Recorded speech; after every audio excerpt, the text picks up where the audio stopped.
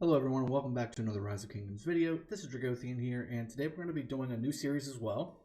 We're going to be doing best open field pairings for KvK 1 users. We've got a lot of new players in the game, we've got a lot of new kingdoms in the game, and they're going into KvK 1 and they're building up their kingdom to do just that same thing. So I wanted to do a series about each of the first two KvKs, and then ultimately we'll get into the light versus darkness KvKs that start at KvK Season 3.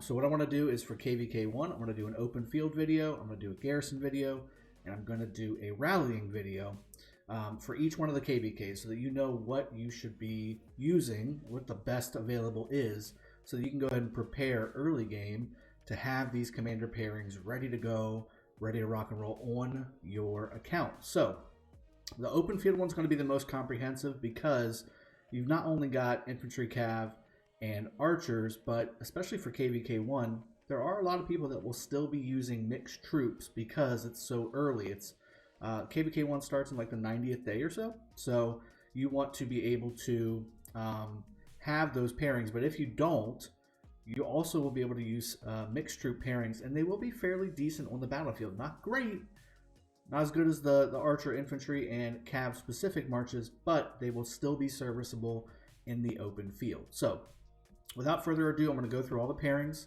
and I'll go relatively quickly because there's a lot of pairings to go through, and I don't want this to be a 45-minute video, but we're going to go through them really quickly. Now again, keep in mind in KvK Season 1, we don't have a lot of the extra high-level commanders. There's no Attila Takeda, there's no Guan, there's no Edward, there's no Tamiris, there's no Khan, there's no Saladin, okay? There's not even Alex yet. So the only legendary commanders you're going to have is from the first two MGEs, which is going to be Julius Caesar and Charles Martel, and then you're only going to have the first two wheels, which is going to be Richard and YSG, okay? So, and again, YSG will be a lot more difficult to max out for KvK 1, but it is doable just because YSG is coming right when KvK Season 1 starts. So you're going to have to either save up Universal Sculptures or really just kind of pound it out. So without further ado, we're going to start with Cav.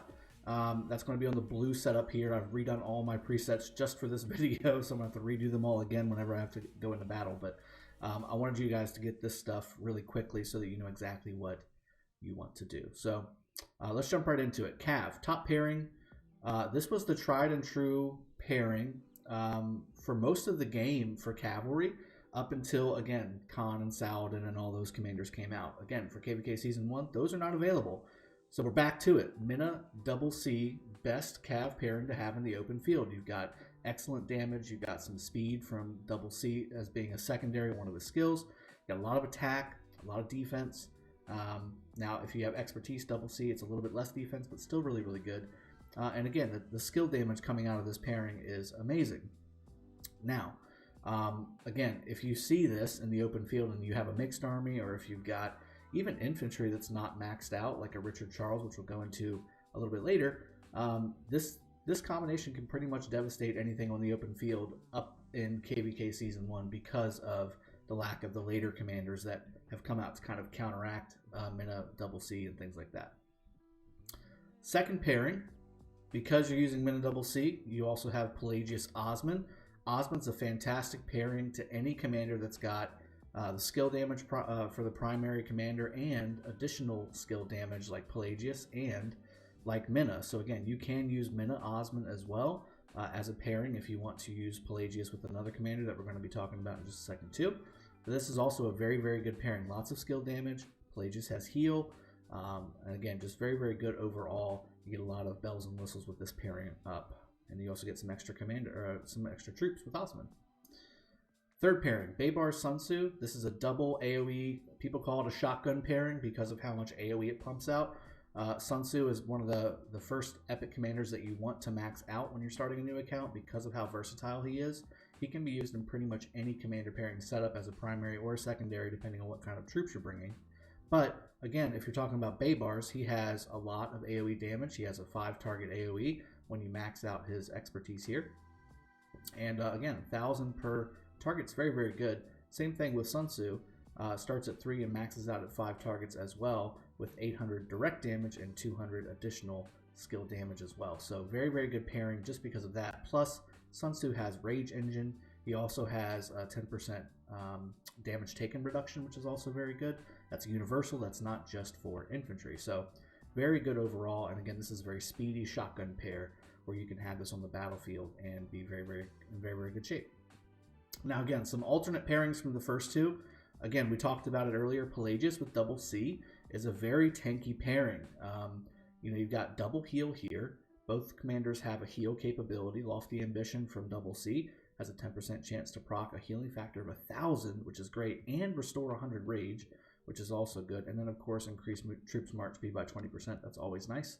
And then same thing with Pelagius, 10% chance to heal slightly wounded units for 450 every second for 2 seconds. So that is 900 healing factor. This stacks up very nicely.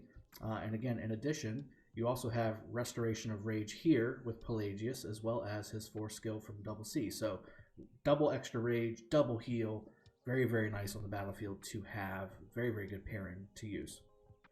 And then again, because you're using double C with Pelagius, you would use Minna with Osmond. These both go really well together.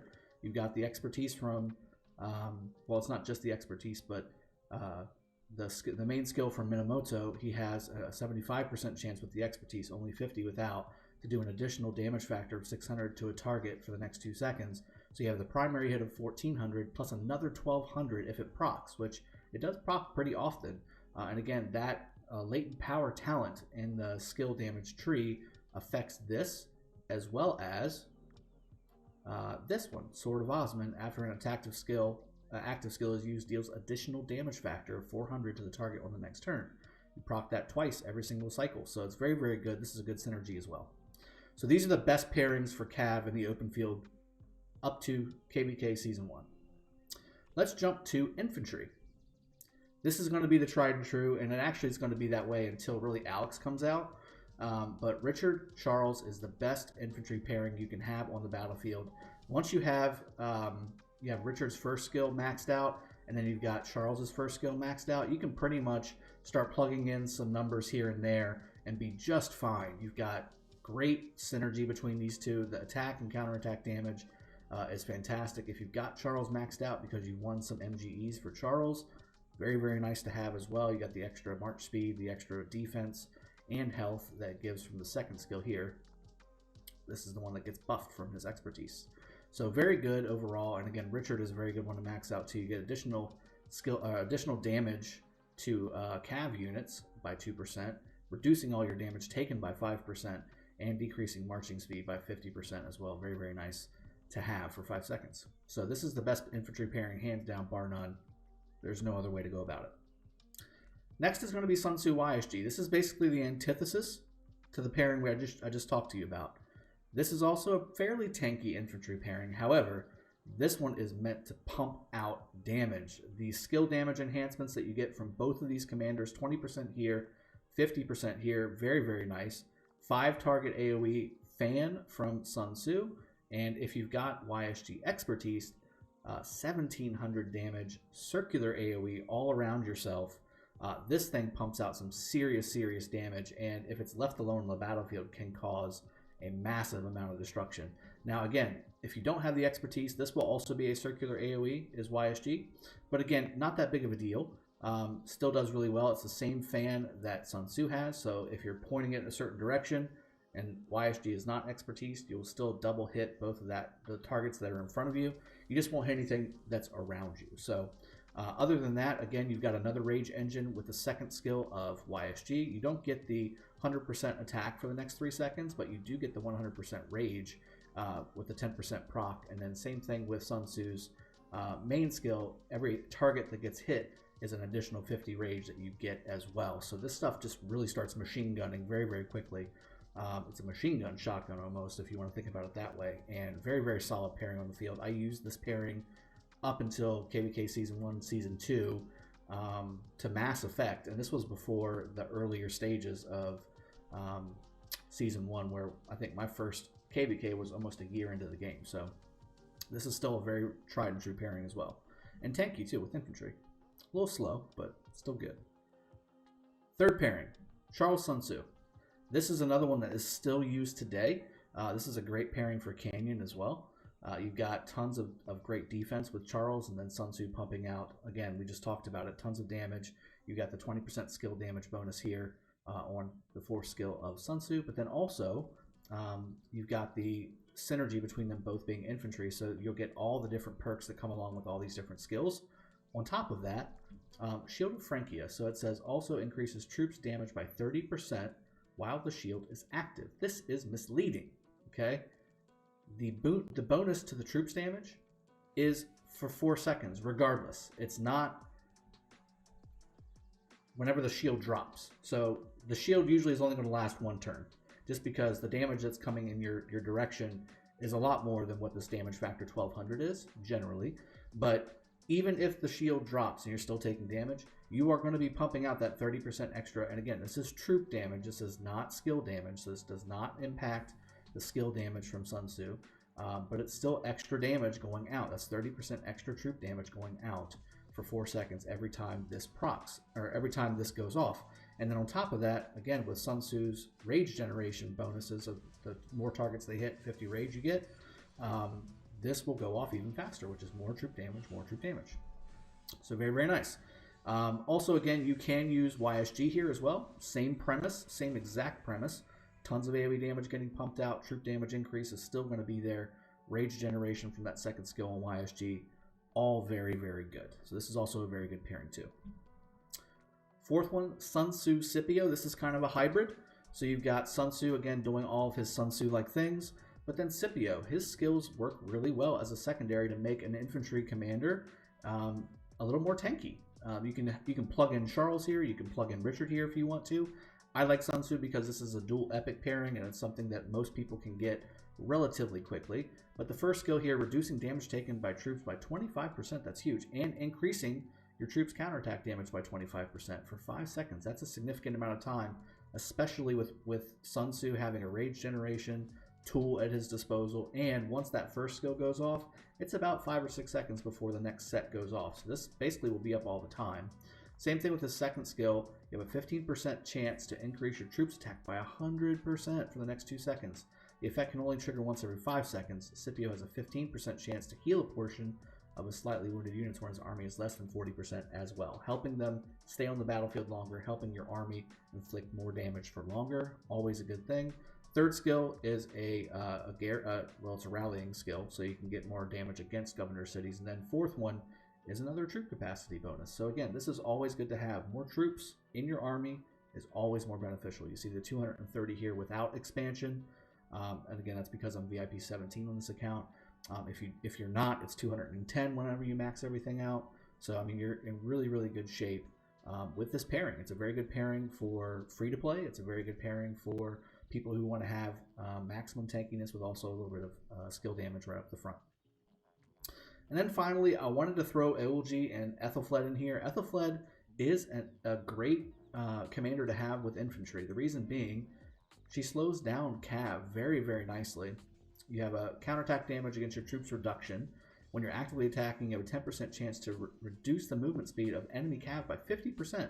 That's huge. It's for 3 seconds as well. You also have just overall more ability to throw out a debuff with the 1st skill here. 5 enemies in a forward-facing fan shape, and it's a 180-degree fan, so that's really nice. Reducing their attack, defense, and health by 30% for 2 seconds too. So very, very nice there. Again, the 3rd skill is against barbarians and XP and things like that. But the 4th skill, if you're rallying, this also would apply. If you have 3 different types of troops and you'd want to adjust the troop types if you wanted to do that, I would actually make Ethelfled primary in that situation. But we'll get to that in the rallying for the Season 1 KvK video when we get there.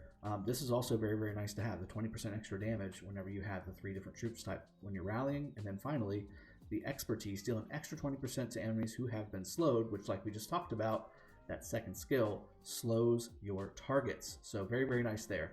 And then Eulji, again, he's kind of a hybrid in and of himself. He's a skill damage commander that does not have the skill damage tree. So he's an attack commander, which is not terrible in the open field. If you're going to use attack, it needs to be open field and garrison. So, I'm sorry, open field and rally, not garrison.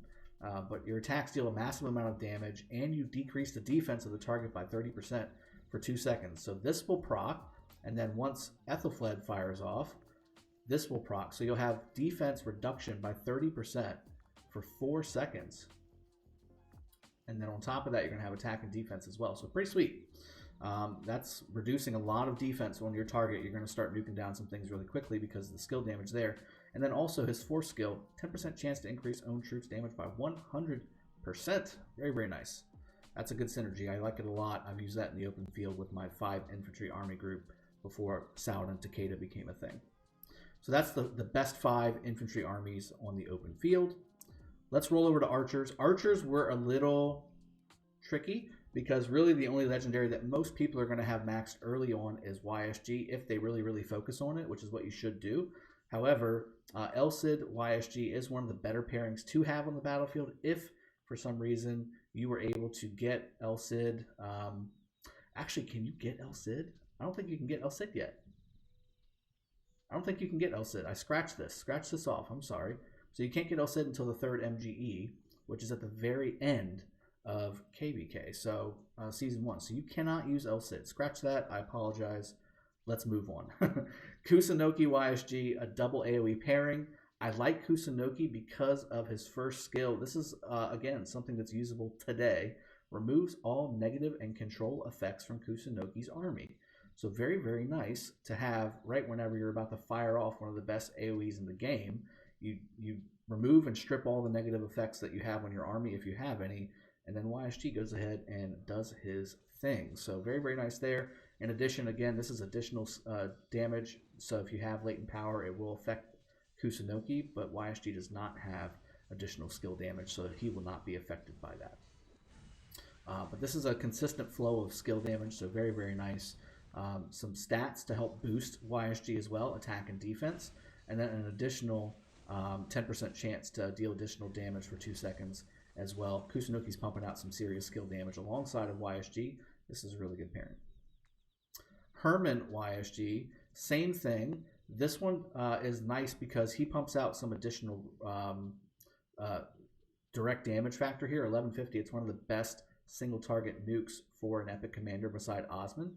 He also silences the target for 2 seconds, which is very handy whenever you're firing off skills like crazy because you're generating so much rage with YSG. And on top of all that, you decrease the target's rage by 102. So you're slowing their ability to fire off skills against you, and you're crazy pumping out rage with YSG, firing your skills off in a rapid pace.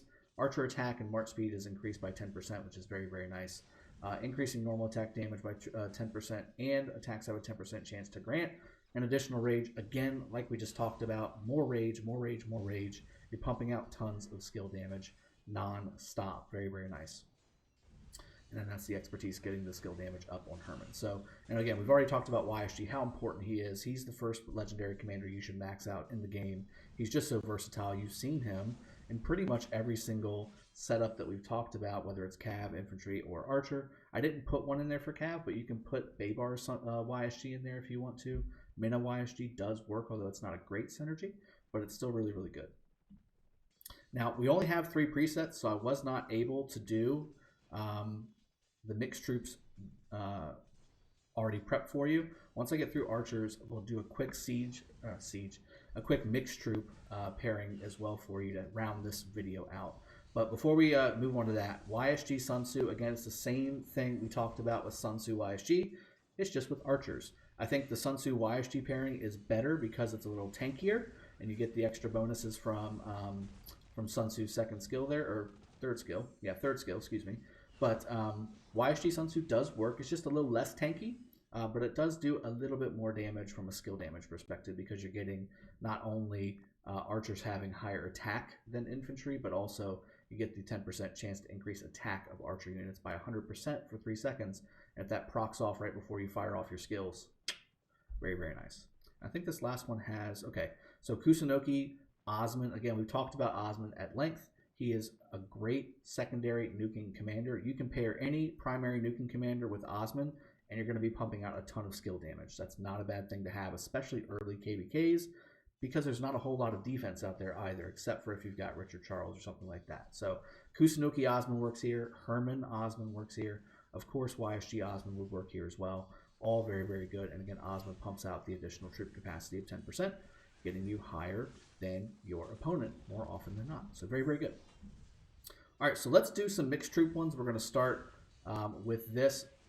Probably the easiest one to go do is going to be Scipio Joan. So let's go find Scipio really quick. He's a second for me. I didn't level him up just because I got to the primary commanders really, really quickly. Scipio Joan, and again, you can do 70,000 for each troop type, infantry, archers, and cav. That will give you 210,000 without expansion. And again, just divide whatever number your troop capacity is here by 3, and that's what you want to do. If you want it more tanky, you can go heavier on infantry and less on cav and archers. If you want a little bit more skill damage, you can go heavier on archers, less on cav and infantry. Take your pick. If you want a little bit more speed, you can go more cav, and then again, less on the others. So that's the way that mixed troop armies work. The bonuses are all going to be universal. Both of these commanders have different things going for them. Increasing normal attack damage by 25% on the 4th skill is very, very nice from Joan. And then you've got troops normal attack have a 10% chance to heal. So heals are very good inside of any open field army. And then her primary skill, giving infantry units extra 30% health. We've talked about how good health is to have as a bonus. You've got cav defense by 30% and archer attack by 30%. Again, and also a generating 50 rage per second. This is 4 seconds. This is a 200 rage generation skill. It's the best rage generation skill in the game, directly. So very, very nice. Joan is used still, again, end game in Canyon. She's used in the open field. You generally want to have the support players using Joan to give a lot of those bonuses to the Alliance, but still used. Still very, very used in the game. Now, again, there's not a whole lot of...